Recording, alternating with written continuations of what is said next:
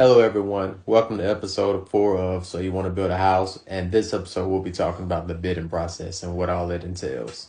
So, my first word of advice is never give the seller what they're asking for right off the bat. So, if the seller is asking for $36,000 for their piece of property, don't offer them $36,000 right off the bat. Sometimes go under the level. That way, there's room to negotiate. So, if the seller is actually in a pinch, they might give you the property cheaper than what they're asking for just because they want to get rid of the property. Now, the current market with COVID is kind of an exception to that. So since the prices of everything have went up, it's harder to go lower than what the property is worth. So you have to be careful with that. But in future reference, whenever everything goes back down to a normal budget, what you can do is offer a lower price than what it's worth. And then that way you and the seller can negotiate terms.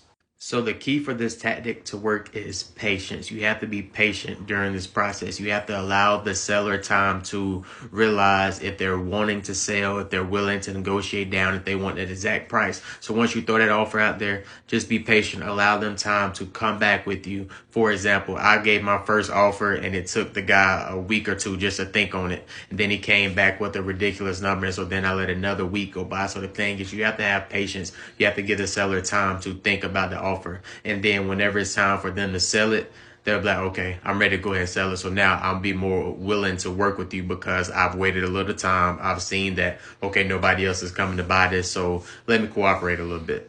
And so that may be a little contradictory because it's like, well, what if somebody comes and buys a property? Then honestly and truly, that means that property wasn't meant for you. So the best thing to do is if it's meant for you, it will come. So just be patient, take your time. That's the biggest thing I learned through this whole process. Just be patient. Whenever the time is right, you and the seller will get on terms, and just be prepared to be in it for a long haul, whether it takes a month, a week, 2 weeks, however long it takes. Just be ready during the bidding process for it to be a long time, and just come to terms and make sure that you really pay what you're willing to pay. Don't go over your budget. Don't do any of that. Set a number in your head of what you want to pay. And then ultimately, once it gets to that point, if the seller can't meet you, then maybe it's just not meant to be.